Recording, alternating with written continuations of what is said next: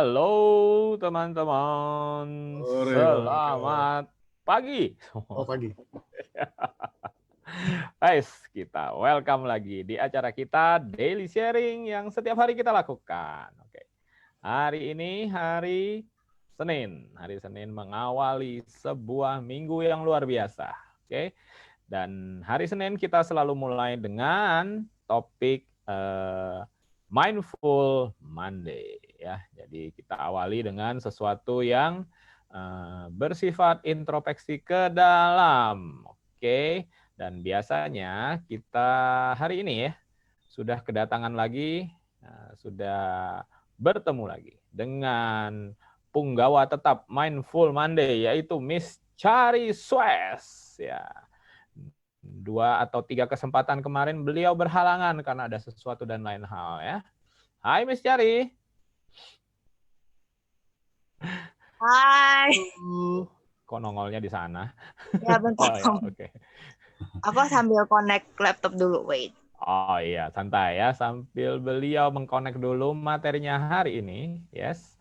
Nah, kita berbincang-bincang sedikit bahwa acara hari ini bagi teman-teman yang sudah tahu ya ataupun yang baru pertama kali ya, saya ulangi bahwa acara daily sharing ini kita lakukan setiap hari, yaitu pada pukul 16.20 ya, jam 4.20 kita sudah mulai, ya paling plus minus 5 menit ya.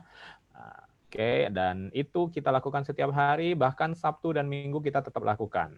Oke, ini acara ini adalah sebenarnya ini bukan kelas ya, jangan anggap ini sebuah kelas reguler atau kelas formal untuk belajar macam-macam, enggak.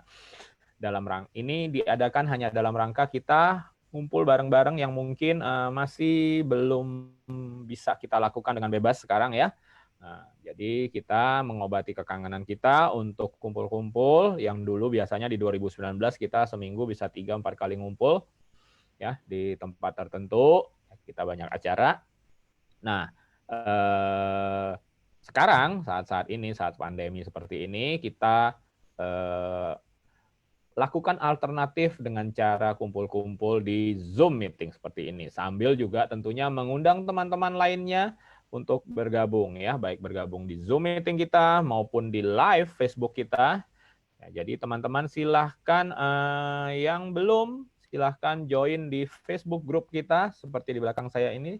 Search aja Sales Define dan Anda akan langsung di-approve karena itu public group. Nah, mengapa Anda harus join di Facebook group kita? Karena di sanalah banyak sekali terdapat rekaman dari sesi-sesi terdahulu. Kita sudah mengadakan ini lebih dari 4 bulan dari Maret ya.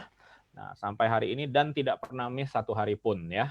Kecuali ada sekali atau 2 kali kejadian di mana kita di hari Sabtu kita isi dengan acara lain ya, bukannya sengaja untuk miss daily sharing, tetapi sudah diisi dengan acara lain yang malah mulai dari jam 1 siang sampai jam 7 malam ya. Jadi semua effortnya, semua tim fokusnya ke sana. Ya, jadi daily sharingnya ada sekali atau 2 kali libur dulu, tapi itu pun bukan berarti timnya libur.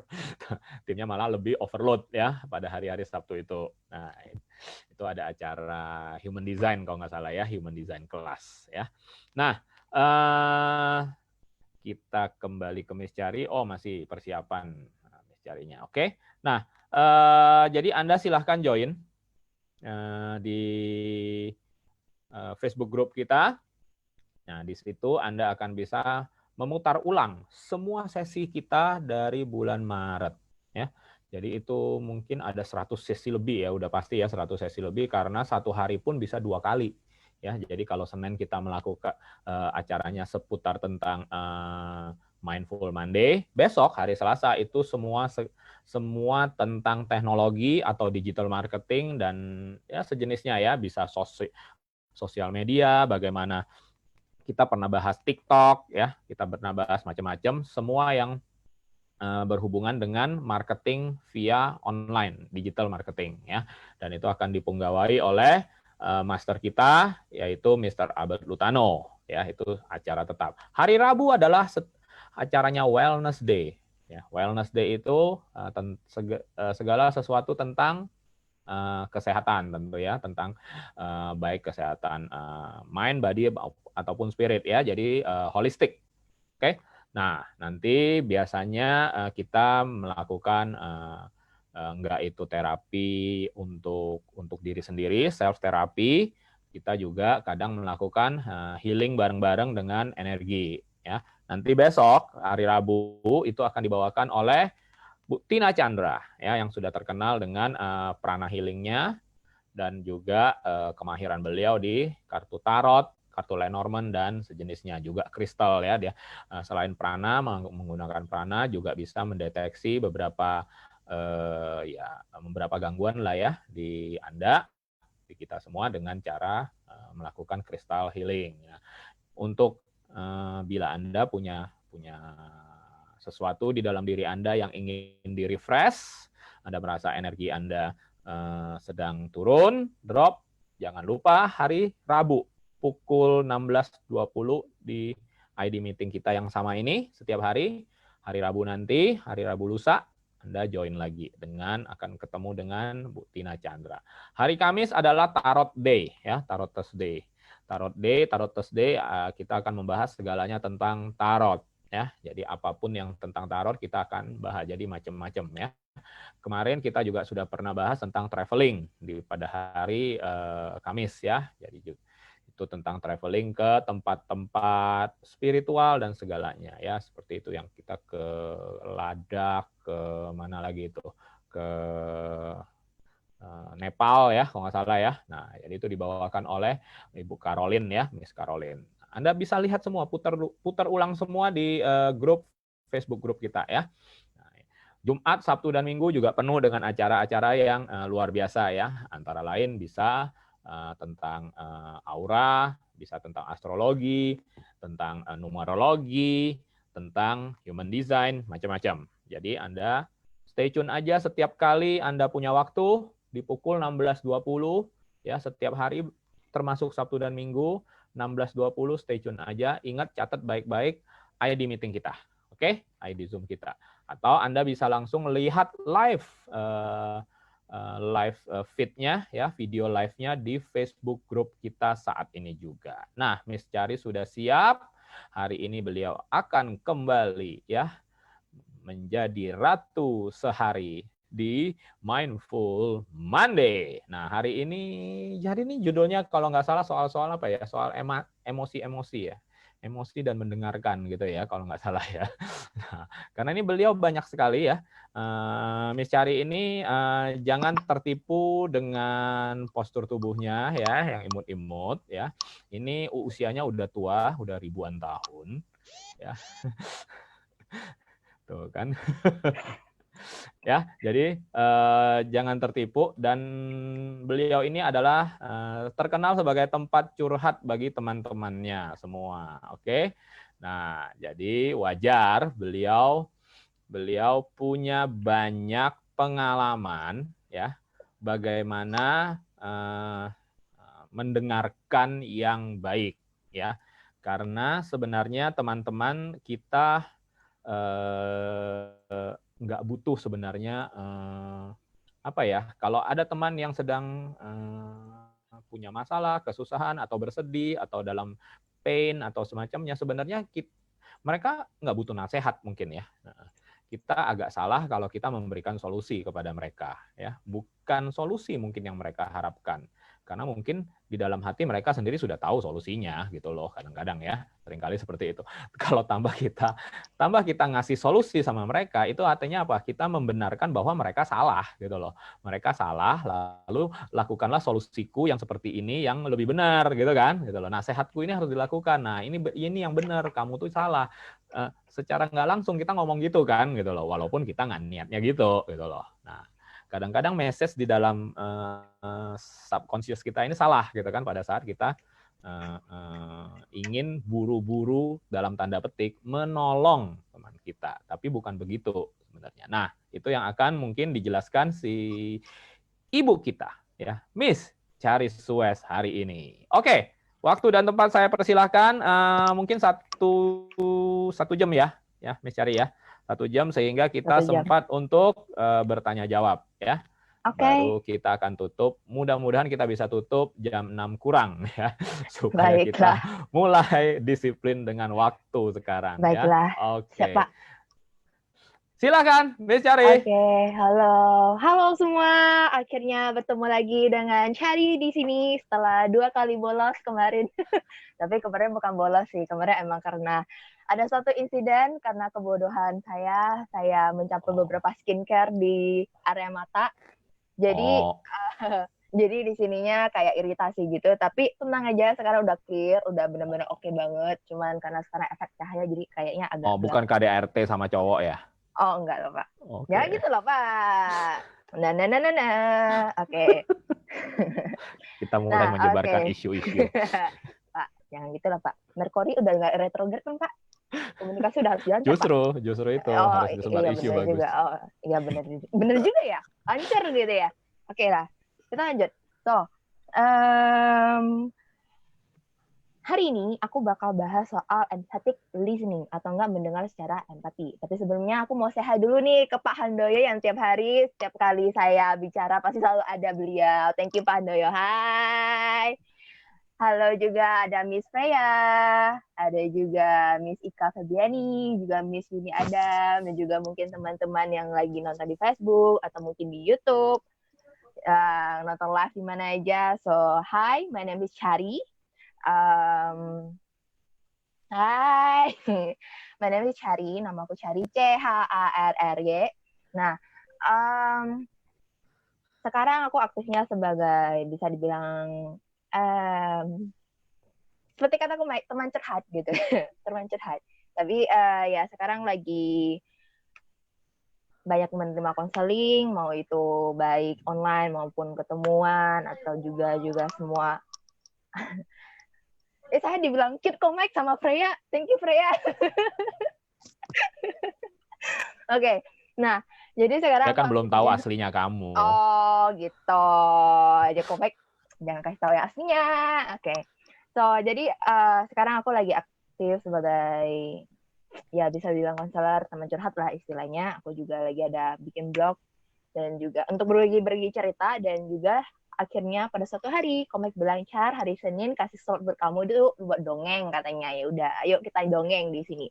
Jadi di hari Senin ini, di hari Mindful Monday ini, aku akan berbagi sedikit cerita ataupun berdongeng kepada teman-teman semua soal empathic listening dari pengalaman aku, juga dari hal-hal yang aku lihat sama ini dari teman-teman, dari senior-senior aku atau mungkin junior-junior aku, dari berbagai kalangan, gender, usia yang range-nya yang membuat aku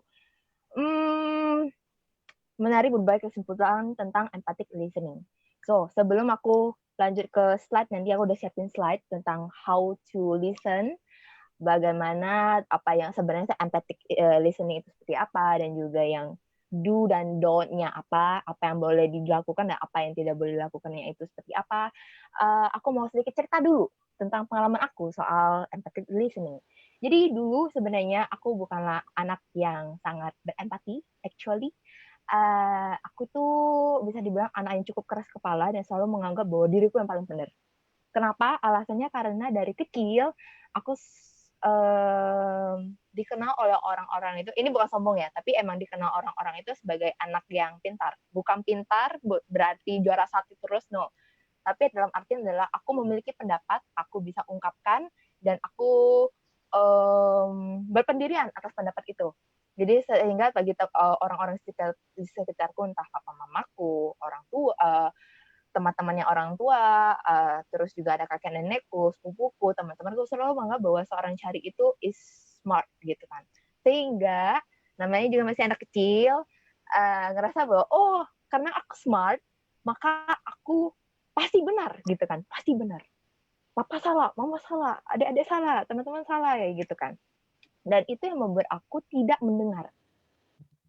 Ya deh. Aku tidak mendengar. Jadi itu ketika aku melakukan sebuah kesalahan, aku tahu aku salah, tapi aku masih berkeras kepala untuk memperbaikinya dengan caraku. Padahal ada teman-temanku, orang tuaku, ataupun siapapun di luar sana yang lebih senior daripada aku, yang udah nasihatin, oh Char, kalau kamu melakukan kesalahan, stepnya adalah begini, begini, begini. Yang bisa kamu lakukan adalah begini, begini, begini, gitu kan. Cuma karena waktu itu aku masih keras kepala, masih tidak mau dengar, akhirnya aku cuman, masuk telinga kanan, keluar telinga kiri, cuman dengar, oh yes, ya, oh oke, udah selesai. Hanya seperti itu, gitu loh. Nah, jadi itu membuat aku waktu kecil belum bisa menjadi teman curhat yang begitu baik. Jadi itu orang-orang cuma datang curhat ke aku cuma buat minta tolong aja, bukan karena ingin didengarkan. Jadi mereka ngerasa bahwa, Cari bisa bantu yang tentang ini, baru mereka cari-cari. Bukan karena, aku lagi lelah nih, aku lagi sedih nih, aku lagi banyak masalah nih, aku mau cari seseorang untuk aku berbagi cerita. At the time, mereka nggak cari aku. Karena mereka tahu bahwa sifatku waktu itu masih keras kepala, dan aku masih berpikir bahwa aku smart dan aku egonya amat sangat tinggi. So apapun yang keluar dari apapun yang masuk di telinga kanan, keluar di telinga kiri, dan aku hanya, yang buruknya adalah waktu itu aku hanya mendengar apa yang ingin aku dengar, dan aku memastikan apa yang aku ungkapkan harus diterima oleh orang yang mendengar. Oke, aku hanya mendengar yang ingin aku dengar, dan aku memastikan orang yang sedang berbicara kepadaku mendengarkan apa yang ingin aku sampaikan. Jadi itu jadi istilahnya itu kayak cuma komunikasi satu arah doang gitu. Istilahnya kurang lebih seperti itu. Sampai akhirnya kalau nggak salah waktu itu SD kelas 6. Iya, SD kelas 6. Suatu hari aku pergi ke rumah temanku. Jadi aku pergi ke rumah temanku, kita nyanyi bareng. Ya, namanya anak SD waktu itu lagi happening Cinta Laura. Lagunya Cinta Laura yang becek, gojek, apa, aku lupa lagunya seperti apa. Nah, dari situ, seketika aku berteman seperti itu, aku menyadari bahwa, kalau nggak salah waktu itu kita berlima. Aku ada satu orang, si A, si B, si C, si D gitu lah. Aku A, B, C, D gitu ya. Nah, yang aku sadari adalah ternyata si A ini amat sangat disukai oleh teman-temanku. Sebenarnya itu dari kita kelas 1, si A ini emang sudah disukai oleh banyak orang, baik cewek maupun cowok gitu kan. Cuma pas kelas 6 itu aku benar-benar ngeh, loh kok nih anak sangat charming gitu loh di mata orang-orang, dan kenapa semua anak-anak pengennya tuh duduk sama dia, mainnya sama dia, makannya sama dia, mainnya ke rumah dia, apapun segala macam seperti itu gitu loh. Sampai akhirnya waktu itu aku menyadari bahwa ada hal yang dia ada dan aku tidak punya. Walaupun secara akademik mungkin aku lebih oke waktu itu. Secara dalam tanda kutip anak yang dikenal guru gitu lah di sekolah gitu, anak dikenal guru ya, aku lebih baik daripada itu, dan hal-hal semacam itu. Secara akademis, secara yang kelihatan fisik itu lebih baik. Tapi ada satu hal yang benar-benar aku tidak punya waktu itu, yaitu adalah dia, temanku ini yang si A, dia itu saat berteman, saat bermain dengan orang-orang, dia memastikan dirinya menjadi bagian dari dalam kelompok dan menyatu bersama. Oke, dia menjadi bagian dalam kelompok dan menyatu bersama. Bagaimana cara dia melakukannya? Dia tidak menganggap bahwa dirinya adalah satu orang yang lebih hebat daripada yang lain. Dia juga tidak menganggap bahwa dirinya itu lebih pintar ataupun lebih oke daripada yang lain. Yang dia lakukan hanyalah menjadi present di lingkungan tersebut. Dan yang dia lakukan juga adalah ketika teman-temannya mengungkapkan bahwa, hey kemarin aku habis beli kotak pensil baru loh, kan waktu itu masih anak SD kan, bukan beli mobil atau apa. Jadi mananya ya beli tas, beli kotak pensil, beli kaset gitu kan. Aku habis beli tas baru loh, kemarin papa mama aku habis pulang dari KL loh, apa segala macam kayak gitu kan. Nah, dan yang dia lakukan adalah, walaupun mungkin dia tahu itu sombong, ataupun dia tahu bahwa itu hanya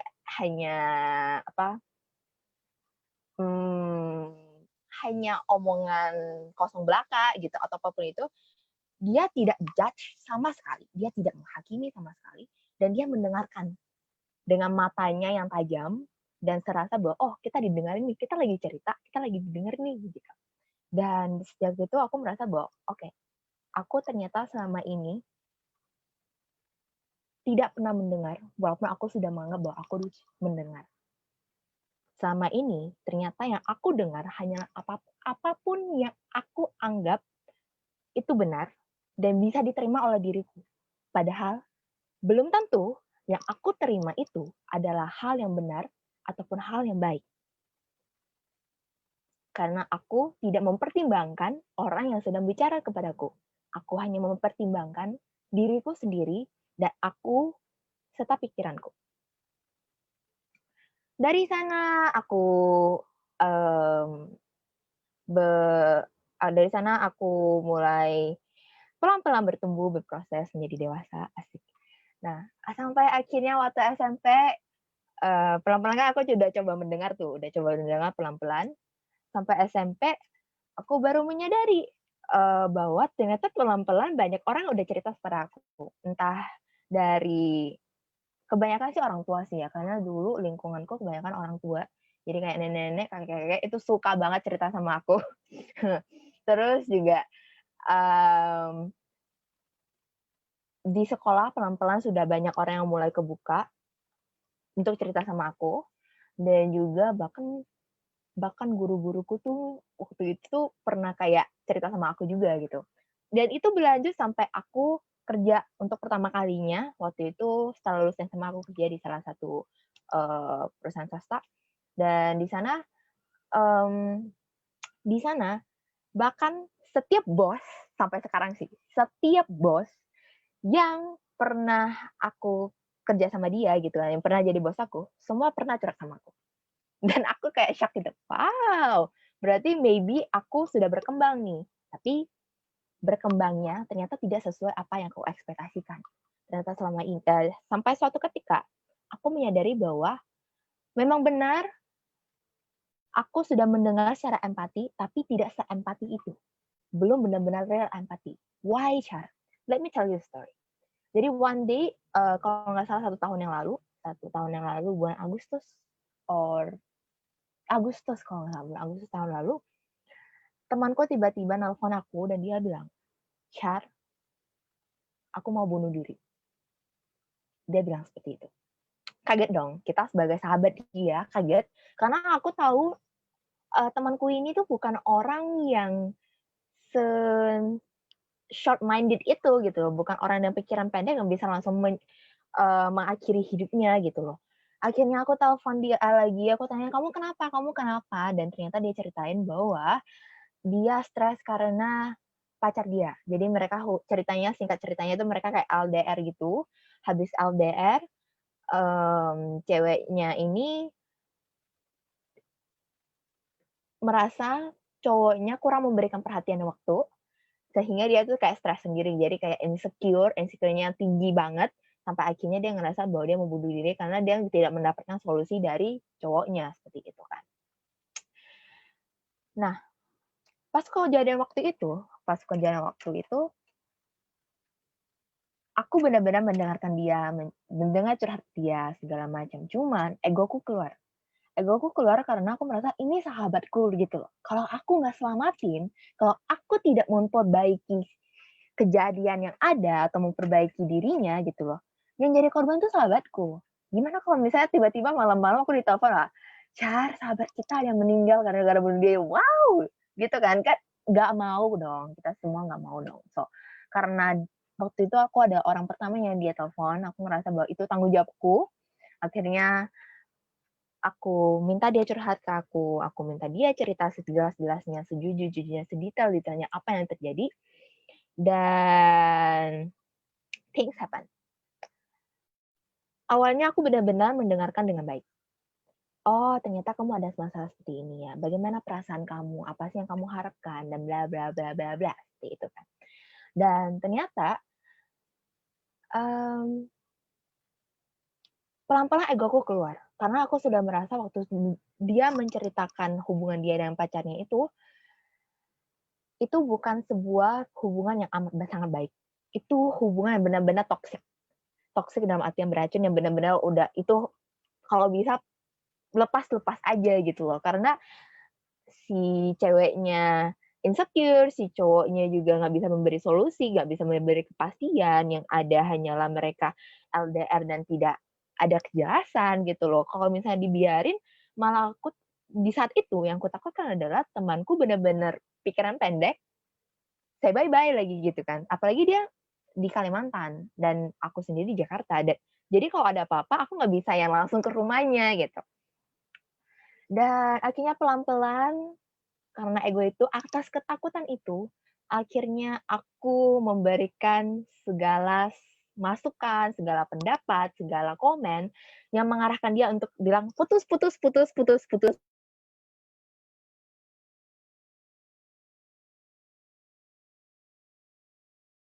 Halo pagi, sorry, dengan Ibu Cherry. Dan oke,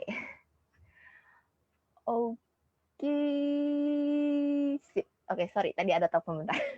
Nah, jadi setelah itu yang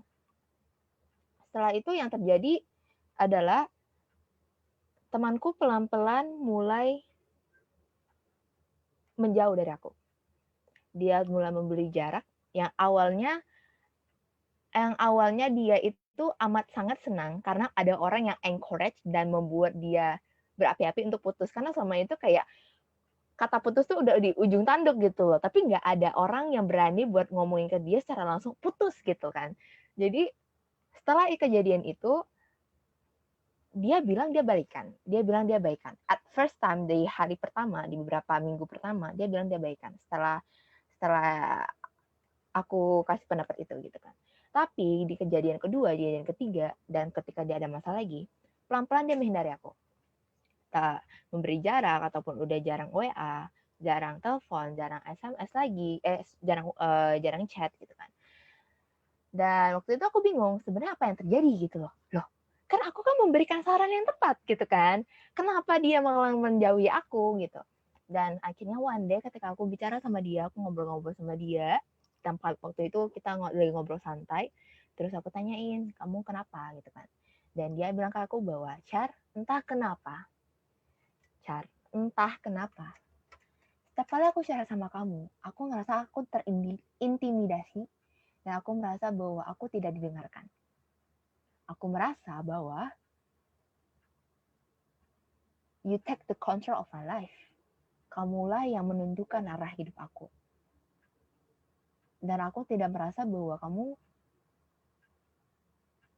ada di sana beraku. Aku tahu kamu memberikan solusi, tapi entah kenapa aku tidak nyaman ketika aku ngobrol dengan kamu. Dan di situ,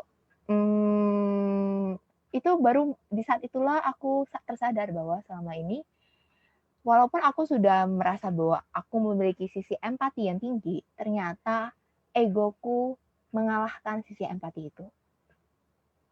Karena ketakutanku, aku malah mengesampingkan rasa empati yang sebenarnya dibutuhkan temanku waktu itu, dan aku malah memberikan dia berbagai nasihat, berbagai komen yang mungkin sebenarnya dia udah tahu gitu loh. Yang mungkin sebenarnya dia udah oke-oke aja. Cuman dia hanya perlu sebuah tempat di mana dia bisa berbagi keluh kesahnya, di mana dia bisa menceritakan hari-harinya bahwa, hey, aku sekarang sedang merasakan seperti ini loh, aku sedang sedih, aku sedang marah, aku sedang kecewa. Dan dia hanya ingin merasa bahwa dia tidak sendiri di bumi ini. Dan dari situ, aku baru menyadari bahwa selama ini, apa yang aku anggap empati, belum tentu benar empati. Dan berbekal dari cerita itulah, hari ini aku akan berbagi berbagai tips and trick untuk teman-teman semua yang merasa ingin menjadi ada bagi orang-orang yang kalian sayangi. Ingin membagi tempat dan memberi tempat bagi orang-orang di luar sana yang memang memerlukan seseorang yang siap mendengar, yang siap ada, dan membantu mereka. Yang mungkin yang orang-orang di luar sana yang sekarang masih merasa sedih, yang sekarang ngerasa galau, yang sekarang ngerasa kesepian, yang ngerasa bahwa dia perlu menemukan seseorang untuk ada di samping dia dan mendengar cerita dia. Dan untuk teman-teman juga gitu. Untuk teman-teman juga, sehingga nanti bisa dipakai juga. Sebenarnya ini juga bisa dipakai entah itu di bisnis, entah itu di pertemanan, di dunia percintaan, di dunia keluarga, di dunia apapun itu bisa kalian pakai. So, aku akan share my PowerPoint first. Okay, where's my Zoom? Okay, share screen. This one, share.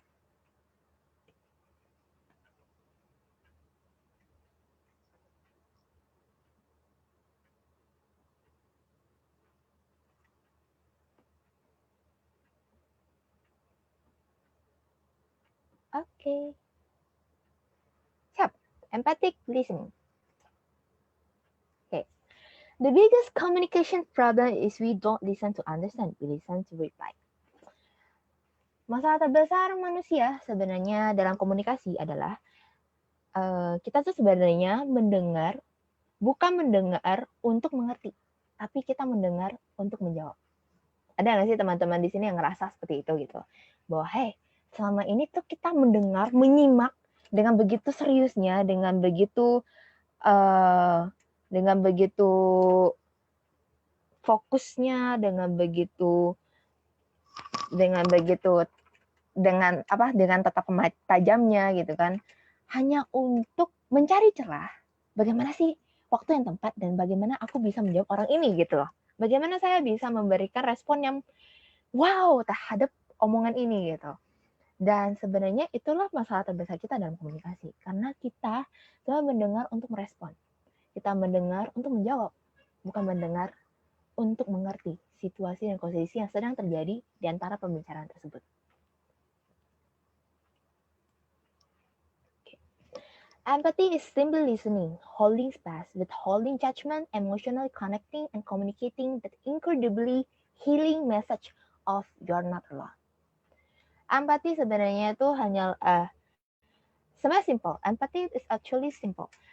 Kamu cuma cukup mendengar, memberikan tempat tanpa judgment dan mengkoneksikan emosi kamu dengan emosi orang yang sedang berbicara, dan juga sebenarnya itu adalah bagian dari memberikan pesan kepada si pembicara bahwa hey, kamu nggak sendiri loh, you have me, kamu ada aku, ayo kita lihat hari yang lebih indah, yang lebih cerah ke depannya.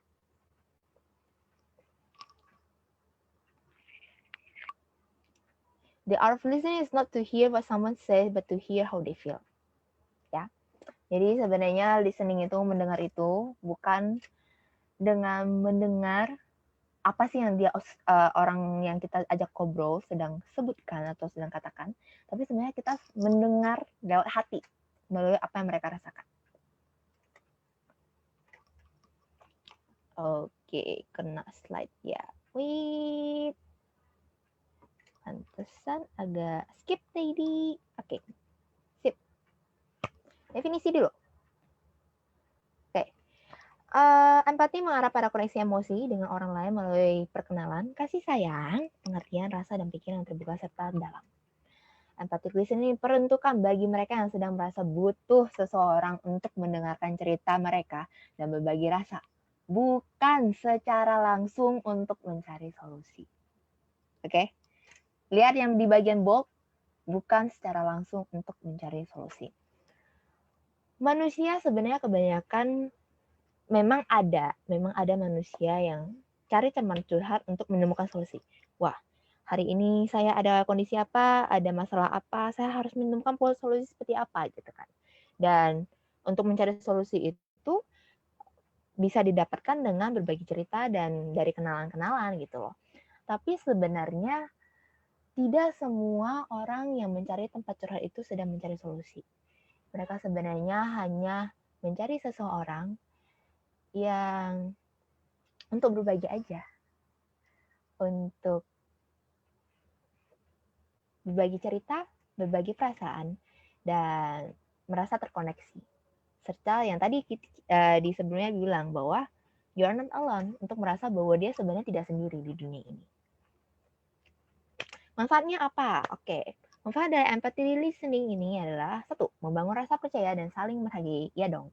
Rasa percaya dan saling menghargai. Kenapa rasa percaya? Karena dengan empathy listening itu kita nggak ada judge sama sekali. Kita tidak menghakimi sama sekali, sehingga tumbuh rasa percaya dari orang yang sedang kita dengarkan. Dia merasa bahwa, oh, aku didengar nih oleh Syari, dan aku merasa bahwa aku dihargai di sini. Dan karena aku dihargai, aku merasa bahwa aku bisa memberikan lebih banyak lagi cerita kepada seorang Syari. Dan disitulah pelan-pelan rasa percaya itu akan terbangun. Dan rasa saling menghargai itu juga akan terbangun. Kedua, memberikan ruang dan kesempatan pada pembicara untuk mengeluarkan emosi yang selama ini terpendam. Dan ini juga yang sering aku lakukan ke klien-klien aku ataupun ke teman-teman aku, yang dimana bahwa aku memberikan ruang dan kesempatan bagi mereka untuk mengeluarkan emosi yang selama ini mereka anggap sebagai suatu, bisa dibilang sebagai suatu hambatan, sebagai suatu hal yang tabu untuk dikeluarkan. For example, saya beri contoh. Jadi dulu saya punya seorang klien, dia seorang wanita, ada hubungan, ada masalah percintaan gitu. Dan dia datang dengan kondisi yang mukanya agak sembab, tapi energi dia, aura dia mengatakan bahwa I'm okay gitu. Saya kuat, saya bisa. Gitu kan. Saya kuat, saya bisa gitu. Ya soalnya dia juga seorang single mom dan juga orangnya amat sangat mandiri dan juga pintar. Jadi dia ngerasa bahwa dia tidak boleh terlihat lemah gitu kan. Dan ketika dia cerita kepada saya apa yang terjadi dan cerita yang sebenarnya menjadi masalah dia waktu itu, lucunya adalah dia tidak menangis sama sekali dan walaupun matanya merah. Jadi sebenarnya selama ini ketika aku berbicara dengan para klien pasti semua 100% sebenarnya semuanya orang pasti menangis. 100% semua orang pasti nangis. Bahkan aku pernah cuma nyentuh satu orang, cuma ngobrol 2-3 kata-kata, cuma nyentuh satu kali dia langsung nangis. Jadi semua orang itu kalau ketemu aku tuh pasti nangis gitu kan. Nah, orang yang paling kuat dan tidak nangis waktu itu adalah si klien ini yang aku ceritain ini. Jadi waktu itu aku langsung impress gitu. Wow, nih orang kuat sekali gitu loh. Aku pikir seperti itu kan. Cuman ada satu sisi yang aku lihat setelah aku ngobrol sama dia, yaitu dia sebenarnya sedang menahan diri. Dia sebenarnya sedang sok kuat. Dia sebenarnya sedang menipu dirinya sendiri bahwa sebenarnya dia itu tidak baik-baik saja loh. Dia hanya tidak ingin terlihat lemah dan dia hanya tidak ingin menangis. Jadi pelan-pelan aku coba korek informasi, aku ajak dia ngobrol, aku buat dia merasa nyaman bahwa hey di sini kamu itu berharga loh dan aku akan mendengarkan kamu dan aku tidak akan judge kamu kan apapun. Silakan berbicara, silakan mengungkapkan pendapat, silakan bercerita apapun yang kamu rasakan, apapun yang kamu pikirkan, ungkapkan aja. Mau kamu marah, mau sedih, mau kecewa, apapun itu ungkapkan aja. Aku tidak akan menjudge apapun ataupun mengkotak-kotakan apapun terhadap kamu. Aku di sini tugasku adalah mendengarkan kamu. Itu aku lakukan pada dia.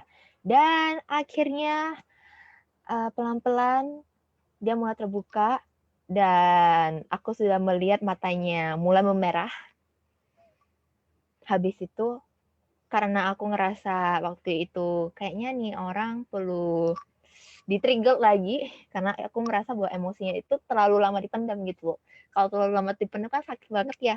Jadi aku bilang ke dia waktu itu setelah pembicaraan 1 jam kalau nggak salah aku bilang, Cici, kalau misalnya mau nangis gak apa-apa, nangis aja. Gak ada yang salah kok dari nangis. Aku bilang seperti itu di seperti dia. Matanya merah, udah keluar satu air mata, terus dia bilang ke aku, dia narik nafas gitu, enggak Syar, dia bilang, enggak. Kita kan gak boleh nangis ya Syar ya, kita harus kuat, apalagi sekarang aku seorang single mother, dia bilang seperti itu, ya kalau kita nangis kan jadinya kita terlihat lemah, terus nanti kita bukannya nangis itu salah ya, Char. Dia bilang seperti itu. Aku tersenyum, dan aku bilang ke Cici, bahwa Cici, gak ada yang salah kok dari nangis. Memang apa yang salah dari nangis? Bukankah setiap manusia punya hak emosi? Bukankah setiap manusia diberikan air mata oleh Tuhan sebagai sebuah hadiah untuk melepaskan segala emosi yang terpendam, untuk berbagi rasa, dan untuk merasa? Bukankah menangis itu juga adalah bagian dari perjalanan kita sebagai seorang manusia? Aku bilang seperti itu kepada si klien aku tersebut. Dan benar dong, dia nangis, dan dia baru bilang bahwa, iya Char, aku selama ini mau nangis. Aku benar-benar rasanya mau teriak, aku benar-benar rasanya aku ingin ngeluarin semua emosi aku karena aku udah capek.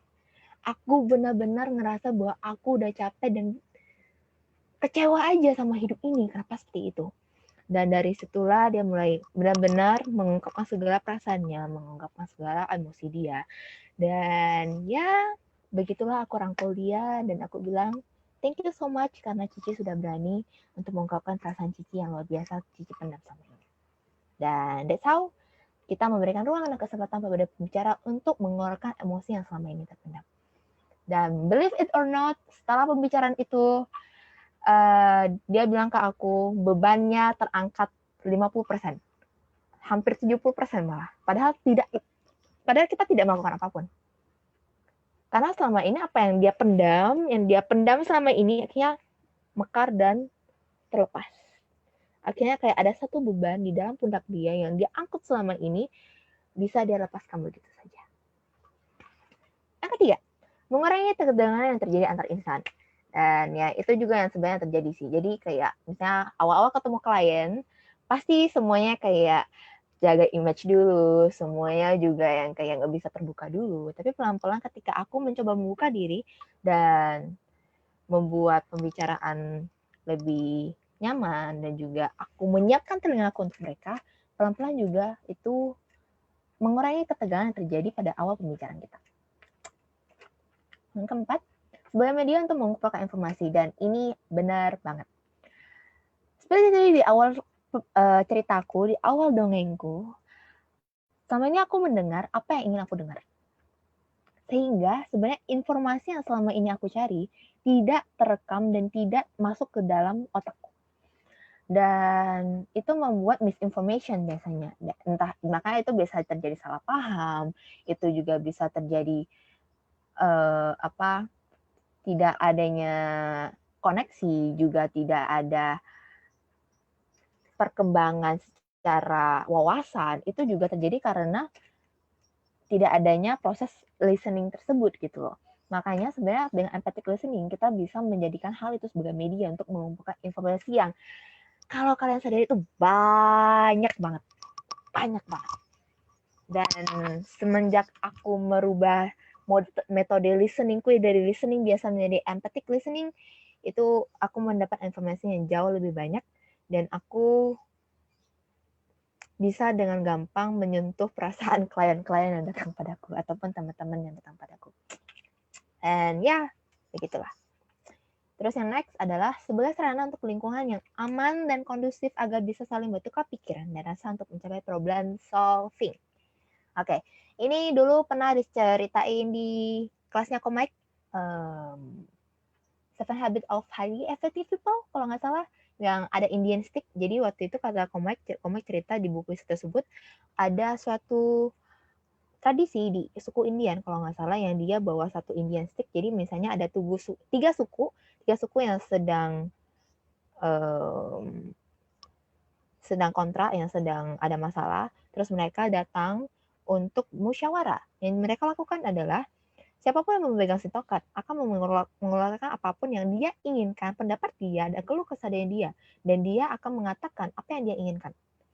Habis itu tongkat itu akan bergilir. Misal gilirnya kan suku B gitu kan. Si suku B yang mendapat tongkat tersebut akan mengulangi apa yang dikatakan suku A. Habis itu sampai di mana suku A merasa bahwa si suku B ini mendengar apa yang suku A inginkan gitu. Nah, habis itu dia baru menceritakan apa yang keluh kesah dia dan juga apa yang dia inginkan di situ. Dan itu akan berlanjut sampai ke suku-suku lain.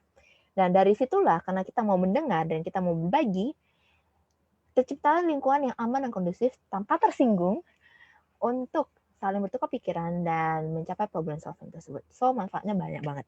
Makanya, aku berharap, I wish all of you setelah mendengar cerita-cerita ini, setelah mendengar tips and trik ini, teman-teman bisa pelan-pelan berproses dan praktik untuk menjadi seorang empathic listener. Oke. Empati bukan membuat dirimu menjadi orang lain, tapi membuatmu merasakan bagaimana perasaan seseorang jika kamu adalah orang tersebut. Oke? Jadi empati itu bukan kamu, misalnya aku sama Pak Handoyo deh, pakai Pak Handoyo Pak. Nah, aku sama Pak Handoyo gitu kan. Pak Handoyo lagi curhat nih sama aku. Lagi curhat, cari aku lagi ada masalah ini, bla bla bla bla bla bla bla bla bla. Nah, empati bukan berarti aku adalah Pak Handoyo. No. Kita tetap dua pribadi yang berbeda. Kita tetap cari, Pak Handoyo tetap Pak Handoyo. Tapi yang aku lakukan adalah aku mencoba menempatkan diriku di sepatunya Pak Handoyo. Bagaimana sih rasanya jika memang aku hidup sebagai seorang Pak Handoyo? Apa sih yang sebenarnya dia rasakan? Apa sih yang dia sebenarnya pikirkan? Bagaimana sih kesannya dan lain dan berbagai hal lainnya. Kenapa aku bilang bukan menjadi orang lain, tapi merasakan bagaimana perasaan seseorang tersebut jika kita adalah orang tersebut? Karena ini, agree to disagree. Menjadi empati bukan berarti kita harus 100% setuju atas apapun yang disampaikan oleh orang tersebut. Oke. Makanya saat ini aku tulis agree to disagree. Kita walaupun tidak setuju atas pernyataan apapun yang keluar dari orang tersebut, kita masih tetap bisa empati. For example, contoh. Misalnya, ada seorang ibu yang, mohon maaf, seorang ibu yang ternyata hamil di luar nikah. Misalnya ada seorang perempuan yang hamil di luar nikah. Dan akhirnya, karena berbagai tekanan sosial, dia terpaksa harus menggugurkan kandungannya. Dan akhirnya wanita ini ceritalah ke aku gitu kan, Char. Aku dulu tuh depresi, sehingga akhirnya aku harus menggugurkan kandunganku gitu. Oke, ada beberapa catatan di sini. Aku mendengarkan dia dan aku akan tetap memperlakukan empathic listeningku kepada dia. Tapi bukan berarti aku harus setuju atas apapun yang dia lakukan. Ya, beda ya. Antara kita benar-benar setuju walaupun kita tidak setuju. Karena di satu sisi aku mengerti bagaimana tekanan sosialnya ketika kita hamil di luar nikah, apalagi di lingkungan yang tidak ada support sistemnya, tidak ada orang yang di samping kamu yang bisa ngerangkul kamu dan bilang, "Hei, gak apa-apa, kita masih ada hari esok, kamu akan hidup baik-baik aja dan kamu perlu bahagia." Aku tahu rasanya ketika kita tidak punya orang seperti itu gitu. Jadi aku memahami sisi perasaan dia itu. Tapi bukan berarti aku menyetujui dan aku agree 100% bahwa dia perlu untuk menggugurkan janinnya. Bagi aku kalau bisa, kalau waktu itu bisa, ya dipertahankan gitu. Karena kan Tuhan sudah memberikan jiwa yang dititipkan kepada kita. Bukankah terlalu sedih nantinya jika hanya karena kesalahan kita jiwa itu terbuang sia-sia gitu kan. Tapi bukan berarti aku menyalahkan ya, balik lagi ya, kita tidak judge di sini.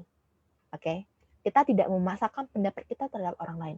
Bukan berarti karena perempuan tersebut sudah keguguran, sudah menggugurkan kandungannya, habis itu kita langsung cap dia, wah dasar ibu tidak berguna, dasar ibu yang jahat. No. Enggak seperti itu. Kita tetap mengerti kondisinya, walaupun kita mungkin tidak setuju. Tapi bukan berarti kita boleh menghakimi dia dengan kata-kata yang tidak pantas ataupun dengan kata-kata yang dianggap sebagai sebuah kebenaran, padahal kita hanya ingin membenarkan apa pendapat kita tanpa memikirkan perasaan orang tersebut. Empathic listening bukan seperti itu. So, agree to disagree. Kita boleh berbeda pendapat. Setelah teman-teman mendengar tips and trick ini pun terus ngerasa bahwa, oh, kayaknya Cari ada yang kurang deh. Kayak aku nggak ada yang setuju. Gak apa-apa. Let's be open mind. Ayo kita buka diskusi. Kayaknya tadi ada poin yang nggak setuju. Kayaknya gini. Ayo, kita berbagi informasi, kita berbagi cerita, kita buka diskusi ini, kita diskusi sehat, be open mind. Agree to disagree. Walaupun nanti ujungnya kita tetap tidak setuju, ya nggak apa-apa. Bukan berarti kita memutuskan hubungan kita sebagai seorang manusia. Oke, next. Oke, ini contoh not empathic listening. 1. Giving advice like I think you so. Kebanyakan orang-orang kan ngerasa bahwa, oke, kayaknya aku harus memberikan dia advice nih. Memberikan dia nasihat. Kayaknya kamu harus begini nih. Seharusnya tuh kamu kemarin begini. Itu salah gitu kan. Terus kedua, explaining your situation. Ketika kamu mengatakan kepada doi gitu kan, atau kepada orang yang sedang bicara kamu, terus kamu bilang, tapi aku tidak bermaksud seperti ini loh. Maksud aku tuh begini, bla bla bla bla bla bla gitu kan. Itu juga bukan not empathic listening, karena kita menjadi pendengar. Mendengar berarti ada orang yang sedang berbicara kepada kita, bukan kita yang sedang bicara. 3. Correcting the persons. Ini yang paling annoying sih biasanya. Yaitu kita membenarkan ataupun menyalahkan orang tersebut. Menyalahkan sih sebenarnya yang paling judgmental di sini. Kayak, tunggu, aku tidak menyatakan hal seperti itu gitu kan. Atau, wait, kayaknya kamu ada yang salah deh. Kayaknya nggak seperti itu deh. Nah, respon-respon seperti itu. Itu juga ada consoling the person, ada telling a story, ada setting down feelings, ada sympathizing, interrogating, evaluating, and one-upping. So, intinya adalah semua respon-respon ini itu tidak menunjukkan sisi empatik kita. Dan apakah mungkin ada teman-teman di sini yang masih melakukan ini? Ya, mungkin teman-teman boleh screenshot aja, dibaca ya satu-satu. Apakah mungkin bisa jadi refleksi diri sendiri? Apakah selama ini masih melakukan ini? Begini, kita mungkin punya niat baik untuk menolong orang. Kalian luar biasa, kalian hebat. Karena ketika kita ingin membantu orang, itu sudah suatu karma baik yang luar biasa.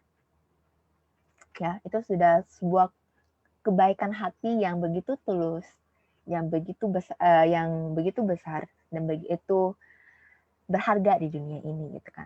Tapi bisa jadi orang yang sedang berbicara kepada kita tidak menemukan hal itu. Yang ada bukannya membantu, kita hanya memperparah situasinya. So be wise in there gitu. Jadilah bijak selama perjalanan ini. Oke. Ini ada PR untuk teman-teman semua, bukan PR sih. Ini bisa dijadiin refleksi juga ke teman-teman. Boleh coba di screenshot juga kalau misalnya mau. Ini untuk mengetahui apakah selama ini teman-teman sudah menjadi seorang empathic listener. Itu pertama, apakah kamu dapat menangkap apa yang tidak disampaikan oleh pembicara? Karena biasanya kan banyak orang yang mencoba untuk menyebutkan sesuatu sehingga ada sebuah topik, dia langsung tidak mau bahas gitu loh, tapi mengelengsar dulu kemana, bolak-balik dulu gitu kan. Nah, apakah kalian bisa menangkap spot itu? Gitu. Yang kedua, apakah kamu menyadari apa maksud pembicara walau tidak dikatakan secara gamblang? Oke. Maksudnya begini, banyak manusia di bumi ini yang tidak bisa menyatakan perasaan dan pendapatnya secara langsung. Dan itu dijelaskan juga di Human Design, ketika throat chakranya tidak divine. Dan saya juga sebenarnya seperti itu. Jadi ketika kita mengungkapkan sesuatu, mengungkapkan pikiran itu kita kayak nggak bisa menyatakannya secara langsung gitu loh. Sehingga orang-orang perlu berpikir dulu, berproses dulu. Sebenarnya apa sih yang ingin kita sampaikan? So, tapi sebenarnya tuh apa yang kita sampaikan ini, walaupun kita tidak bisa nyatakan secara langsung, sudah memiliki banyak informasi. Nah, makanya tanyakan pada diri teman-teman semua, apakah teman-teman menyadari apa maksud pembicara walau tidak dikatakan secara gamblang. 3. Apakah kamu dapat mengerti apa yang orang tersebut rasakan? Tadi sempat aku katakan tadi, kita tuh mendengar bukan dengan telinga, tapi kita mendengar dengan rasa. Ketika kita ngomong empathic listening. Jadi apakah teman-teman ngerasa ada koneksi hubungan di antara teman-teman seperti itu. Terus yang keempat, seberapa besar frekuensi kamu mendengarkan dengan kata-kata yang keluar dari mulutmu? Apakah lebih banyak orang tersebut berbicara atau lebih banyak teman-teman yang berbicara? Dan kelima, apakah kamu berbicara dengan gerakan tubuhmu? Kebanyakan karena kita ingin empathic listening, kita itu hanya mendengarkan kan. Tapi kalau misalnya bayangkan kita misalnya teman-teman berbicara, terus aku yang mendengar. Terus aku sambil main HP, aku tidak memberikan eye contact, tapi aku bilang aku mendengarkan ya, tapi bisa main HP, teman-teman ngerasa didengerin nggak? Enggak kan? So, apakah kamu berbicara dengan gerakan tubuhmu? Ini ada sebuah quotes, ini dari internet. If you are framing a response when the other is speaking, you're not listening. Ketika kamu sedang dalam sebuah conversation, di dalam sebuah pembicaraan, dan di dalam pikiran kamu sedang merencanakan, oke, aku harus merespons seperti ini, aku akan menjawab seperti ini, aku harus mengatakan seperti ini. Percayalah, sebenarnya kamu sedang tidak mendengar. Dan ya, ketika kamu benar-benar mendengar, kamu benar-benar yang ada di pikiran kamu adalah kamu dan perasaan kamu bersama kamu, dia dan perasaan dia. Yang saling terkoneksi, berbagi, tanpa saling menghakimi, dan merasa dilindungi. I understand your problem and how you feel about it. I'm interested in what you are saying and I'm not judging you. Inilah juga bagian dari empathic listening. Ketika kita mengatakan kepada si pembicara bahwa, hey, aku mengerti apa masalahmu dan apa yang kamu rasakan. Dan aku tertarik bahwa tentang apapun yang kamu katakan, dan aku tidak akan menghakimi kamu. Jadi ketika kita empathic listening, please keep in mind ini. Ketika kita ingin berbicara, hal seperti inilah yang ingin kita tunjukkan. Message, pesan inilah yang ingin kita tunjukkan kepada orang yang sedang kita ajak bicara. Yaitu kita mengerti dan ingin mengerti, walaupun kita nggak mengerti pun ya, bisa-bisa aja gitu loh. Tapi kita ingin mengerti masalah mereka dan apa yang mereka rasakan, dan juga kita tertarik dengan apapun yang mereka katakan, dan juga kita tidak menghakimi mereka. Dan juga jangan lupa, kita selain mengerti mereka, kita juga bersedia untuk menjadi research to help and you resolve this problem. Jadi menjadi tempat di mana kita bisa membantu dan mencarikan problem solving terhadap orang tersebut gitu loh. Tapi ketika diminta ya, jangan karena tidak diminta terus ngerasa oke, aku kayak punya solusi yang lebih bagus terus ungkapkan begitu aja. Nggak begitu juga gitu. Karena yang tadi seperti aku bilang itu bisa jadi annoying seperti itu. Dan bukan berarti kita membantu dia, artinya kita menanggung tanggung jawab beban emosional orang tersebut terhadap kita. Bukan seperti itu. Membantulah secukupnya. Bukan segala-galanya. Membantu juga ada seninya. Oke, ini qualities of an empathic listener. Ketika kalian ingin menjadi empathic listener, kalian perlu ini. Presence, compassion, wisdom, non-judgment, trustworthiness, patience, and responsiveness. Ini maaf ya, ini di PowerPoint-nya aku campur dengan Indonesia dan Inggris karena kalau di Indonesia kan nggak kena gitu. Itu tadi aja pas ada beberapa PowerPoint slide yang bahasa Indonesia pas aku translate itu kayak ini tersampaikan dengan baik, tidak ya gitu. Jadi ada beberapa hal yang aku perlu bahasa Inggris. So nanti teman-teman boleh screenshot juga silakan, atau mungkin yang mau PDF-nya boleh kontak aku bakal kirim. So di sini ada be presence, compassion, wisdom, non-judgment, dan bla bla bla bla. Presence artinya adalah kamu ada di sana. Kamu memberikan dia dan membuat dia merasakan bahwa kita hadir di sana untuk mereka. Yang kedua, compassion. Compassion adalah kasih sayang. Ketika kita bisa mengkoneksikan hati kita dengan hati mereka. Terus yang ketiga, wisdom, kebijaksanaan. Ketika kita mengerti di lingkungan tersebut, kita kapan berbicara, kapan merespon. Timingnya seperti apa, bagaimanakah, apa yang boleh kita ungkapkan dan apa yang tidak boleh kita ungkapkan. Dan itu juga melalui perjalanan. Non-judgment, kita tidak menghakimi, kita tidak framing, kita boleh tidak setuju. Ingat, kita boleh tidak setuju, tapi bukan berarti kita boleh menjudge orang tersebut. Selanjutnya ada trustworthiness, di mana kita dipercaya ya bisa jadi keeping the secret, menjaga rahasianya jika memang itu rahasia, atau tidak mengumbar-ngumbarnya, tidak menjadi gosip, dan juga jika misalnya kita willing to help, ya kita keep our words lah, kita menjaga perkataan kita dan menepatinya gitu, kurang lebih seperti itu. Habis itu ada patience berarti sabar dan membiarkan orang tersebut untuk berbicara. Dulu ada suatu pembicara, aku lupa kalau nggak salah di suatu podcast, kalau nggak salah waktu itu di Corbusier, dia pernah bilang kayak gini, tantangan terbesar bagi seorang pewawancara adalah bukan untuk memberikan pertanyaan, tapi untuk diam dan mendengarkan. Karena sebenarnya pewawancara itu kan ingin mencari informasi kan. Ketika dia cut terus, justru disitulah informasi banyak yang terkubur. Karena kita tidak sabar. Tapi beliau bilang di situ bahwa, hey, sebenarnya tantangan terbesar bagi seorang pewawancara adalah bukan memberikan banyak pertanyaan, tapi untuk diam dan mendengar. Habis yang terakhir adalah responsiveness. Responsiveness itu adalah respon kita yang kesannya adalah merespon dan juga mengayomi gitu. Maka di situ ada ditulis kayak, would you like to hear what I think about this? Or what kind of feedback would you like from me? Jadi kita menanyakan apakah kamu membutuhkan bantuan kita, atau setidaknya kita boleh tanya, kamu perlu apa sih gitu? Apa sih yang bisa aku bantu? Nah, itu akan membantu banget. Kalau misalnya dia bilang, oh nggak usah kok, aku sudah sangat bahagia ketika kamu mendengarkanku, ya udah. Tugas kalian selesai.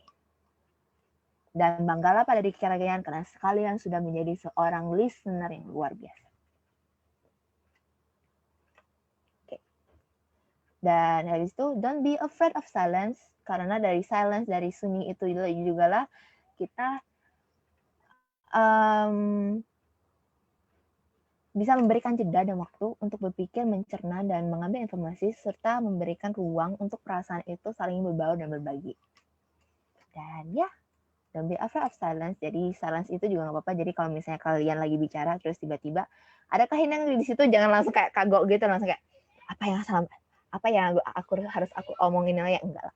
Biarkan waktu berjalan. Biasanya ini dari pengalaman aku ketika aku sama klien, justru dari silence inilah pelan-pelan mereka akan mengeluarkan segala isi hati mereka. Kayak pelan-pelan, padahal aku udah mau nanya gitu kan. Pelan-pelan baru mereka keluarin sendiri. Gitu. Dari, ya, silence is gold. Oke, tips. Itu be attentive, be interested, be alert, and not distracted. Jadi, jadilah orang yang di situ, bukan kepo ya. Kepo itu terlalu banyak nanya nantinya.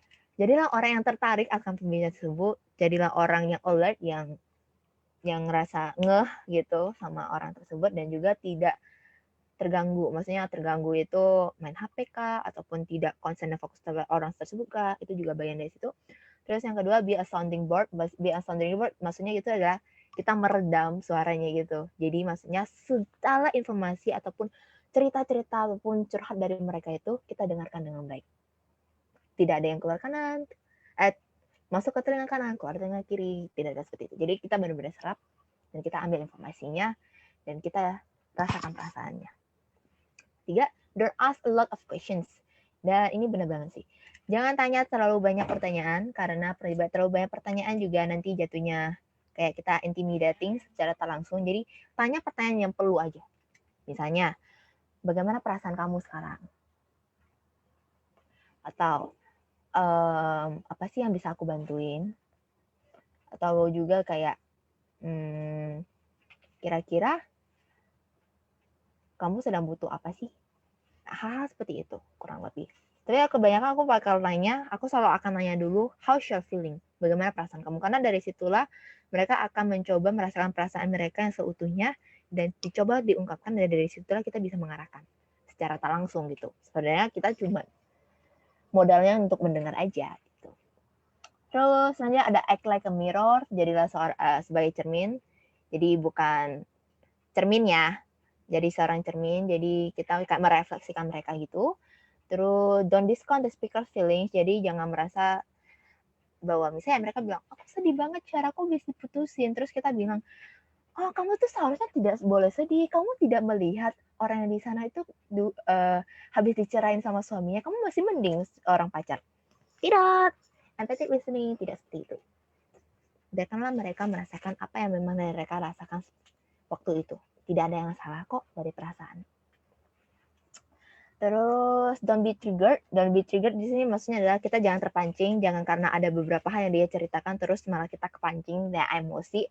It's not good juga. Terus remember, one, don't interrupt. Jangan interupsi mereka. Jika makanya tadi ada yang namanya wise kan di sini kan, wisdom. Ada wisdom di sini.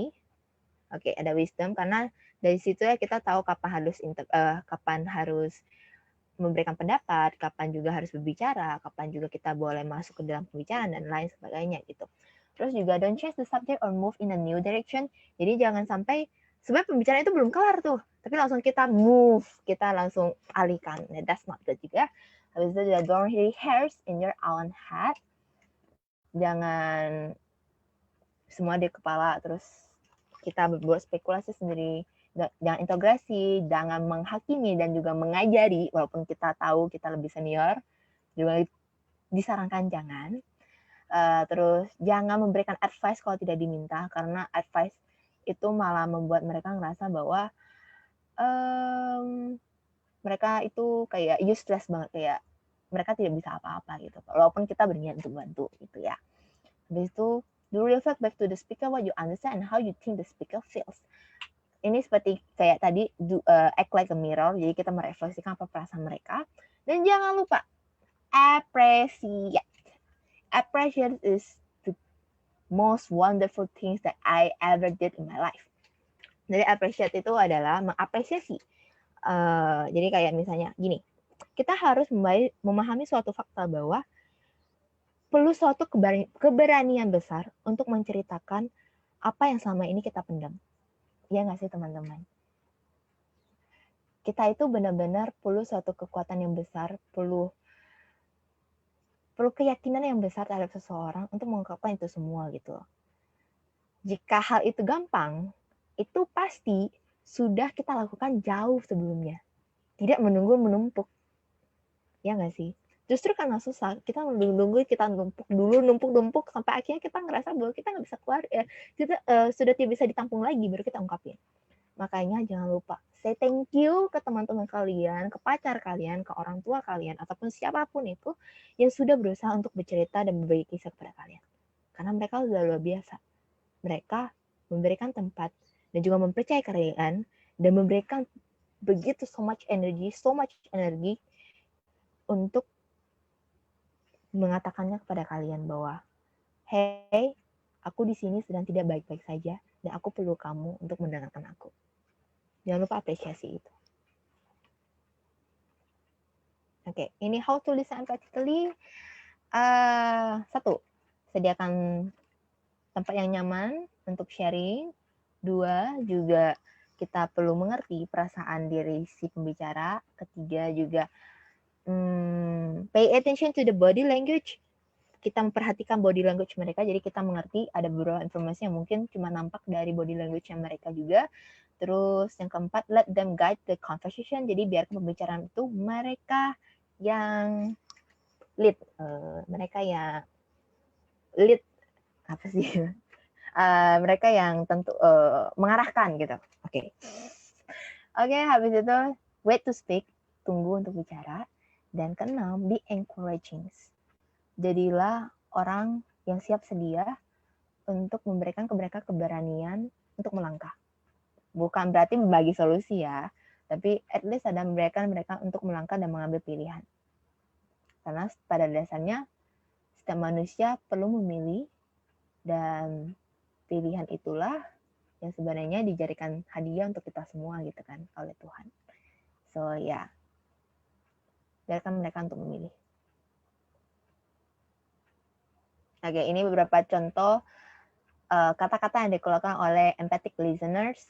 Itu satu, I understand what you're saying. Aku mengerti apa yang kamu katakan. Juga aku ada juga kayak aku itu pasti amat sangat menyusahkan bagi kamu, atau enggak kamu pasti sedih banget waktu itu. Boleh juga ngomong kayak thank you so much ya udah berbagi ini sama aku. Dan juga boleh kayak apa sih perasaan kamu dan hal-hal seperti itu. Teman-teman boleh baca di situ juga, boleh screenshot juga. Dan ya, this is a phrases of for empathic listeners. Dan ini kalimat-kalimat ini bakal membantu teman-teman banget untuk bisa mendengarkan dengan baik. Karena dari sinilah ini benar-benar no judgmental, nggak ada judgment sama sekali, tidak ada penghakiman, tidak ada pengkotak-kotaan. Ini juga kita benar-benar menjadi ada bagi mereka yang membutuhkan. So, kalimat-kalimat ini amat sangat menjadi keywords, kata-kata magic yang bisa meringankan hati seseorang. Oke. When you don't fix things. So, menurut teman-teman, ini aku sebenarnya mau tanya dikit tadi udahlah kita langsung aja. Timing. When you don't fix things. Kenapa aku tulis ini? Menurut teman-teman, siapakah di alam semesta ini yang paling hebat untuk empathic listening? Ting ting ting ting ting. Oke, aku jawab sendiri aja. Oke, bagi aku pribadi adalah sosok yang paling hebat untuk menjadi empathic listener adalah Tuhan. Kenapa aku bilang Tuhan? Karena Tuhan mendengarkan segala doa kita tanpa harus menjadi seseorang yang banyak bicara dan tanpa harus merasa perlu memperbaiki kita. Nah, teman-teman mungkin di sini kayak, loh kok tidak memperbaiki kita sih? Kan Tuhan kasih kita percobaan atau apapun itu. Ya, Tuhan memang kasih kita percobaan di sini untuk belajar segala macam. Tapi dia membiarkan kita untuk berproses. Ini intinya. Oke. Tuhan memberikan kita untuk berproses. Tapi kebanyakan manusia ketika mendengar seseorang, mereka tuh tidak membiarkan si pembicara itu untuk berproses. Yang mereka ingin adalah berlian udah harus jadi sekilau cincin permata gitu loh. Padahal berlian itu ketika untuk menjadi sebuah harus ketika ingin menjadi berkilau, dia harus digores-gores dulu dengan beberapa derajat gitu kan. Dan ketika tidak berproses, berlian itu tidak akan jadi gitu loh. Dan itu yang terjadi pada kebanyakan manusia. Ketika ada seseorang yang curhat pada mereka ngerasa bahwa okay, I need to fix this one gitu. I need to fix him, I need to fix her gitu kan. Karena ngerasa bahwa ada aja yang kurang dari si pembicara tersebut gitu. Tapi Tuhan beda. Tuhan dengan cinta kasih-Nya, dia membiarkan kita berproses dan mengalami dulu jatuh dan bangunnya, cerita sedih dan bahagianya, dan sehingga akhirnya ketika hujan turun dan berhenti, kita menerangi yang jauh lebih indah. When you don't fix things. Oke, ini tadi. Jadi ini slide terakhir aku tutup dengan sebuah quotes lagi yang tadi ada, the art of listening is not to hear what someone says, but to hear how they feel. Jadi ingat, empathic listening itu bukan dengar-dengar dengan telinga, walaupun secara fisik memang kita dengar dengan telinga, tapi sebenarnya kita merasakan dengan hati. Ketika kita bisa terkoneksi antara perasaan kita dan perasaan pembicara. Dan ya, itulah tips and trick aku untuk empathic listening. Kalau misalnya ada yang teman-teman ingin bertanya atau ingin bagi cerita, aku persilakan.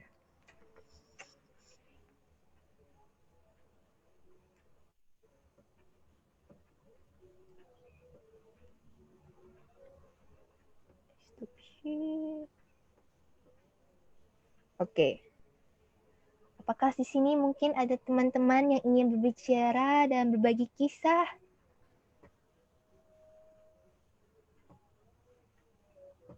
Sedang menghayati. Sedang menghayati. Yang merenung. Sedang merenung. Tapi emang begitu sih ya. Tiap acara aku pasti nggak ada yang bertanya. Karena semua merenung. Diam. Bingung. Jadi acara ini kita break dulu. Kita sambung jam 12 malam nanti. Yang nonton siapa, Komek? Kisah malam Jumat. Sisa malam Jumat, sisa malam Selasa. Malam Senin.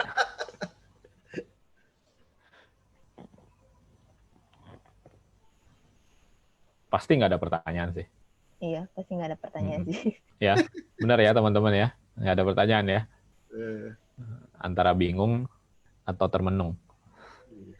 Ayo teman-teman, kalau misalnya yang bingung boleh tanya-tanya. Mungkin ada dari pendapat atau penjelasan aku yang belum terlalu jelas. Boleh kok diminta untuk diperjelas. Akan jawab dengan sepenuh hati. Kamu sendiri kalau mau curhat dengan orang, kamu pilih orang seperti apa? Aku pribadi. Itu kan tadi kan bercerita kamu yang terima curhat nih. Gitu loh. Kalau sebaliknya gimana? Oke. Aku akan memilih orang yang bagi aku nyaman. Karena definisinya seperti apa? Oke, seperti kamar. Seperti bukan kamar sih, seperti tempat yang dimana kita bisa menjadi diri kita sendiri. Jadi kayak misalnya ketika kita di tempat kerja, kita menjadi seseorang yang ingin kelihatan profesional. Biasanya seperti itu kan, personanya gitu kan. Atau enggak kita di keluarga, kita ingin dianggap seperti apa gitu loh.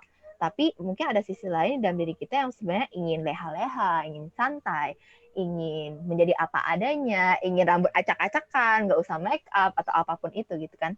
Jadi definisi nyaman aku adalah tempat di mana aku merasa bahwa aku bisa menjadi diriku sendiri dan bisa mengungkapkan apapun. Jadi nyaman di situ. Pertama itu nyaman dulu. Ketika udah nyaman, udah santai. Cara kamu tahu nyamannya apa enggak dari mana? Mencoba untuk berbicara dengan mereka. Oh, oke.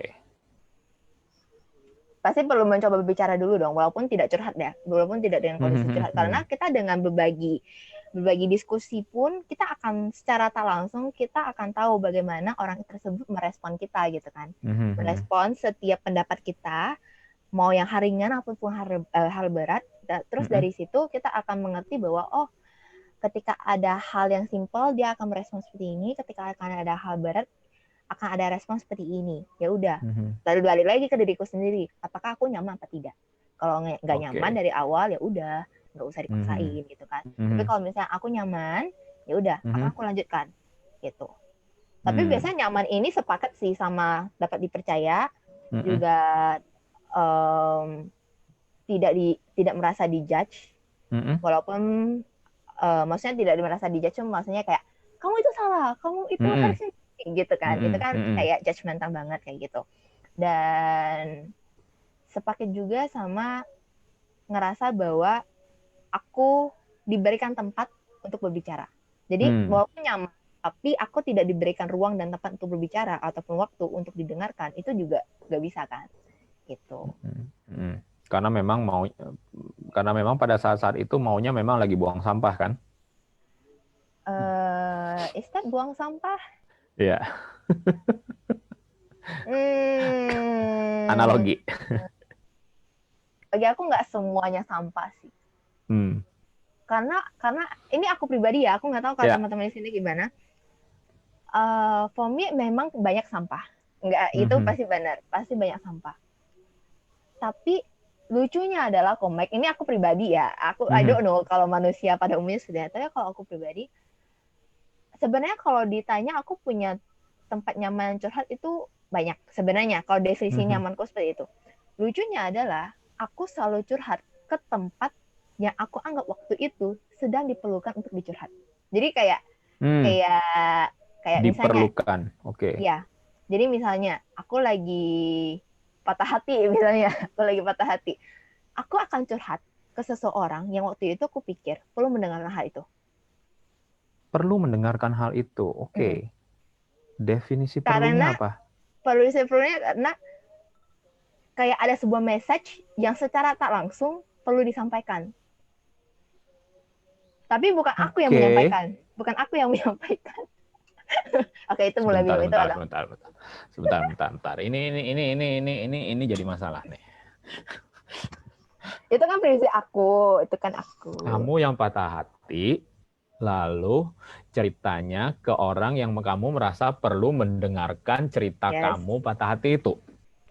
Bukan mendengarkan cerita aku patah hati. Ya, message-nya, betul. Message-nya. Oke, bingung. Karena itu kayak Oke. secara tak langsung gitu. Oh, oke. Tapi intinya semua orang yang aku pilih itu pasti nyaman. Yang membuat aku nyaman. Oke. Dia merasa. Kayaknya ada masalah ini. Kok masalah sih? Masalahnya apa kok, Mike? Loh, kamu tuh ceritanya ke aku. Jadi message apa yang kamu mau kasih Dia buka sampaikan kartu. ke aku? Astaga. Tapi serius kok, Mike.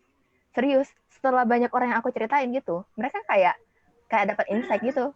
Itu untuk kasus aku ya, untuk kasus aku. Mereka kayak dapat insight gitu. I don't know, I just feel like I need to tell them about this story. Oke. Mari kita. Gimana? Yes, Bu Yuni, silakan. Halo Bu Yuni. Cherry, gimana caranya? Kan aku nih suka dicurhatin nih teman-teman masalah rumah tangga gitu kan. Nah, jadi suka nih teman-teman nih curhat sampai ada yang divorce ataupun balikan apa gitu. Aku kan sama seperti Cherry, maksudnya menerapkan bahwa aku hanya listening gitu ya. Pada saat dia minta solusi apa, karena kan masalah rumah tangga itu tiap orang pasti beda-beda karena kondisinya juga beda-beda. Jadi kita nggak bisa solusi yang kita berikan pasti sama dengan solusi mereka gitu kan.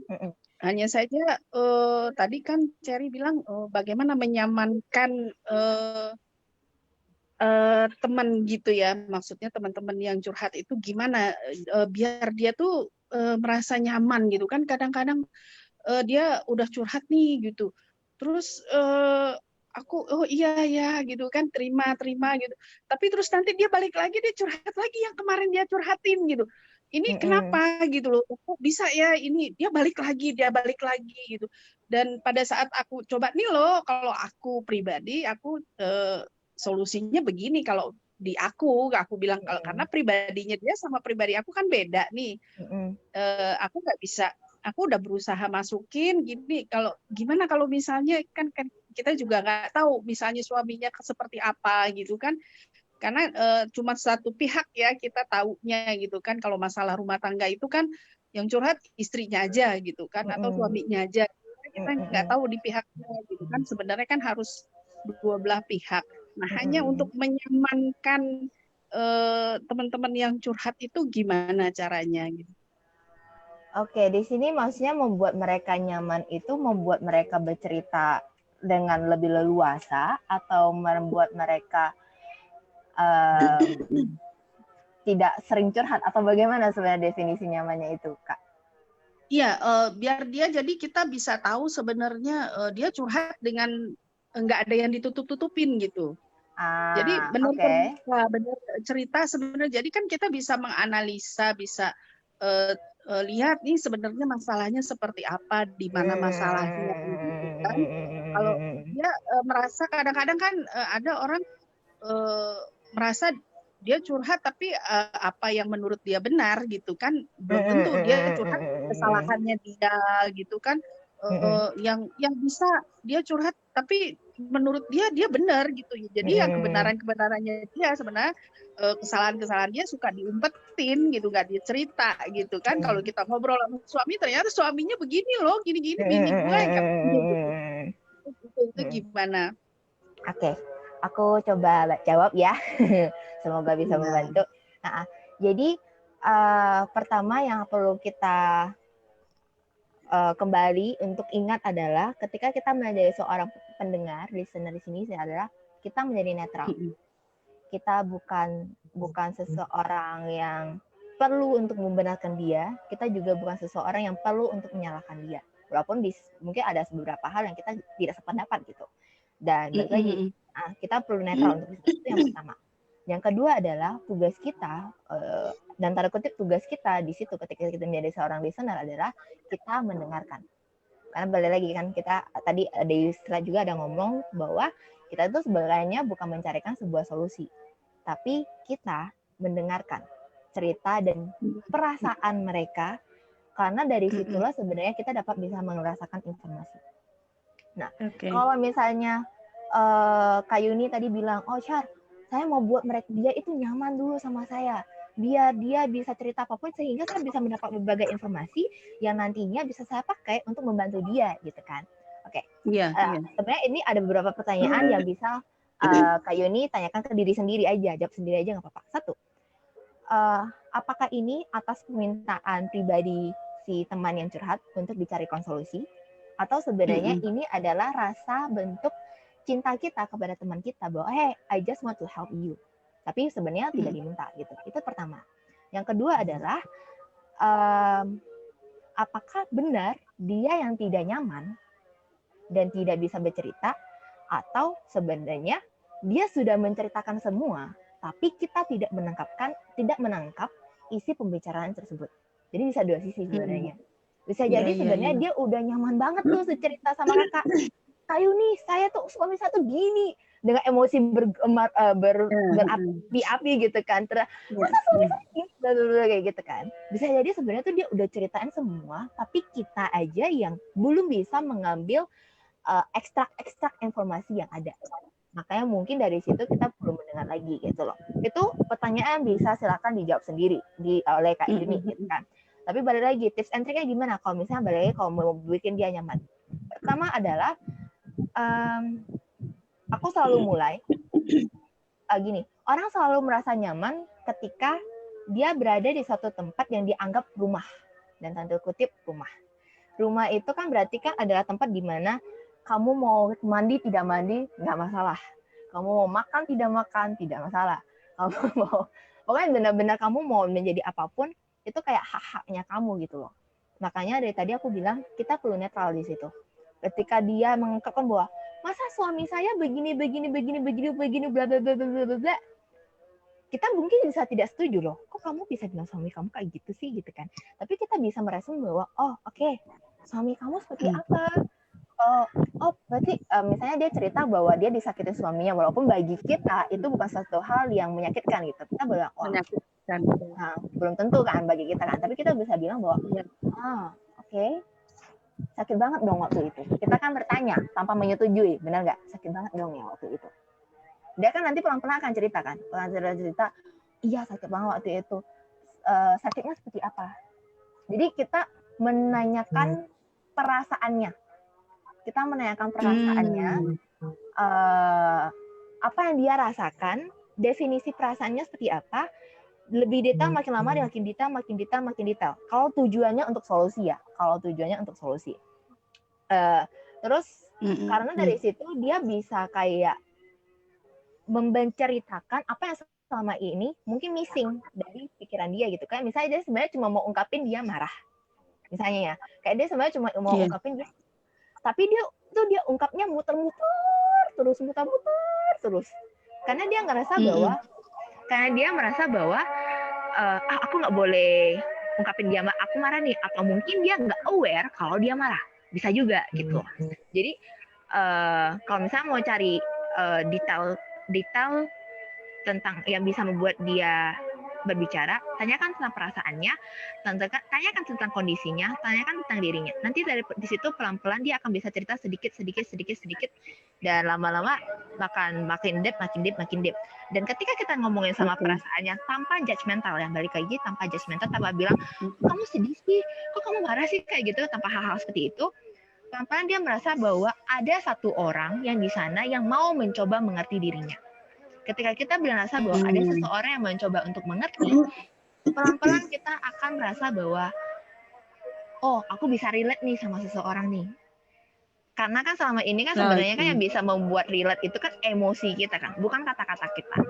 Jadi ketika kita bisa, orang tersebut ngerasa bahwa Kak Yuni bisa memberikan suatu tempat bagi dia untuk mengungkapkan perusahaannya tanpa membenarkan ataupun menyalahkan dirinya, dia pelan-pelan akan terbuka sama Kak Yuni sih. Pelan-pelan dan tapi pasti gitu loh. Tapi balik lagi, tanyakan kepada diri sendiri. Sebenarnya memang yang ingin memberikan solusi itu karena kebaikan hati kita, atau mungkin sebenarnya dia yang minta gitu. Kalau memang dia minta, ya boleh silakan aja. Tapi kalau misalnya memang yang bersangkutan tidak meminta, biarkanlah dirinya untuk bertanggung jawab atas segala masalah dalam hidup dia. Itu bukan tanggung jawab kita. Tugas kita adalah menjadi telinga saja. It's okay, itu cukup. Bukan berarti kita harus mengangkut beban orang lain. Tidak seperti itu. Jangan sampai karena rasa perasaan belas kasihan kita, cinta kasih kita, ujung-ujungnya kita tidak memperhatikan diri kita sendiri dan malah menyakiti diri. Yang sebenarnya kita sudah begitu banyak masalah, kita tidak menyelesaikan masalah kita, tapi justru kita menanggung tanggung jawab orang lain. Enggak. Biarkanlah mereka bertumbuh. Biarkanlah mereka berproses, dan pelan-pelan mereka akan menemukan apa sih sebenarnya makna di balik masalah tersebut. Dan begitulah manusia bisa menjadi manusia yang seutuhnya. Karena mereka belajar kan. Mereka belajar dari kekurangan mereka, dari masalah mereka, dan mereka makin hari akan bertumbuh, berproses, sehingga menjadi manusia yang seutuhnya. Seperti itu sih kayak ini. Jadi nggak selalu orang curhat kita harus cari solusinya gitu kan ya? Iya, kurang lebih seperti itu. Karena bisa jadi dia sebenarnya cuma ingin tempat untuk cerewetin aja, untuk berbagi perasaan aja. Kayak biasanya kalau ibu-ibu biasanya udah masak, udah cuci, udah ngepel, udah ngurusin anak, tiba-tiba suaminya pulang langsung masuk kamar, nggak ada yang bisa diajak ngobrol kan kayak mendem gitu kan, kayak perlu refreshing tapi nggak bisa. Tapi suami kayak gitu. Jadi kayak ada sesuatu hal yang harus diungkapin. Makanya di situ perlulah cerita-cerita, perlulah untuk ketemu orang atau segala macam. Dan ya makanya nggak heran di zaman sekarang itu banyak juga yang akhirnya curhat di medsos walaupun berujung banyak masalah juga gitu kan. But ya intinya semua manusia pada dasarnya perlu untuk berbagi sih. Oke, thank you. Nggak menjawab. Thank you so much Kak Yuni udah nanya. Oke. Makasih juga jawabannya. Oke. Thank you. Yes, teman-teman. Itu sharing kita hari ini. Mungkin kita cukupkan hari ini ya. Karena memang ini cerita setiap kali kita di Mindful Monday itu pasti kita membawa cerita-cerita yang sebenarnya gini, apapun yang kita bawakan di materi Mindful Monday ini lebih cocok mungkin bukan hanya sebagai jawaban tetapi lebih sebagai perenungan ya untuk kita sendiri ya. Jadi di samping ada beberapa hal teknis yang mungkin kita bisa tanyakan, tetapi lebih banyak hal-hal filosofis sebenarnya ya yang perlu kita bawa dan mungkin mudah-mudahan bisa berguna untuk men-trigger sesuatu dalam kehidupan kita. Inilah sebenarnya yang kita inginkan di Mindful Monday ini, yaitu dengan subtitle bahwa meditating without meditating sebenarnya ya. Kita bermeditasi belum tentu kita dengan meditasi itu sendiri, dengan laku meditasi itu sendiri, tapi kita lebih banyak bergerak di pikiran kita, ya, di pikiran kita, hati kita, dan di dalam apapun yang ada di dalam diri kita. Itu yang kita harapkan dengan acara-acara seperti Mindful Monday ini, daily sharing di Mindful Monday ini, kita bisa membawa manfaat atau men-trigger sesuatu dalam kehidupan sehari-hari kita. Yang mungkinnya tadi kita anggap sambil lalu, yang tidak kita perhatikan, mungkin kita akan bisa lebih memperhatikan hal-hal kecil yang terjadi di dalam setiap daily life kita sehari-hari. Oke, Eh, thank you yang sudah menemani sampai pukul 6.00. Ini tepat banget hari ini ya. Aku mau kasih ending Yes. quotes dulu. Oke, silakan Miss Chari Penutup, untuk menutup. Penutup. Oke. Jadi tadi teman-teman udah thank you so much sekali lagi untuk teman-teman yang udah dengerin ini baik live Zoom, live YouTube ataupun live Facebook. Thank you so much udah memberikan waktu kalian buat aku. Dan intinya sebenarnya gini sih. Tadi kita sudah belajar tentang empathic listening. Dan tadi juga kita sebenarnya udah belajar soal manfaatnya. Dan di salah satu slide-nya aku udah bilang bahwa sebenarnya listening itu memberikan healing, penyembuhan bagi orang yang mendengarnya. Tapi ada suatu rahasia yang ingin aku bagikan kepada teman-teman. Bagi aku pribadi, aku percaya bahwa sebenarnya kita semua ini terkoneksi. Dan lucunya, aku selalu bertemu dengan orang-orang yang memiliki satu sisi yang kurang lebih sama seperti aku. Contoh, misalnya, aku ketemu A, dan ketika aku melihat dia memiliki sisi yang perfeksionis atau apapun itu, aku melihat aku di dalam dirinya. Atau enggak, aku ketemu Komik, ada sisi dia juga yang ada aku di dalam dirinya gitu. Jadi seperti cermin. Cocokologi itu mah. Serius. Jangan gitu Komik, kita duduk aja tuh dan anak loh Komik. Ingat itu Komik. Komik angkat satu kaki, saya angkat satu kaki. Nah, aku gini Komik. aja. Artinya kamu yang niru-niru. Udah. Komik yang niru aku. Oke. Nah, dan itu dan itu terjadi pada semua orang yang aku datangi ataupun orang-orang yang datang padaku.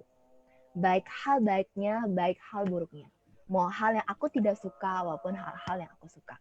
Dan sebenarnya secara tak langsung, ketika kita memberikan kesempatan bagi seseorang untuk disembuhkan dengan kita mendengar mereka, ketika kita membiarkan orang tersebut terhealing dengan kita memberikan waktu kita untuk mendengarkan mereka, secara tak langsung kita sebenarnya sedang mengheal diri kita sendiri.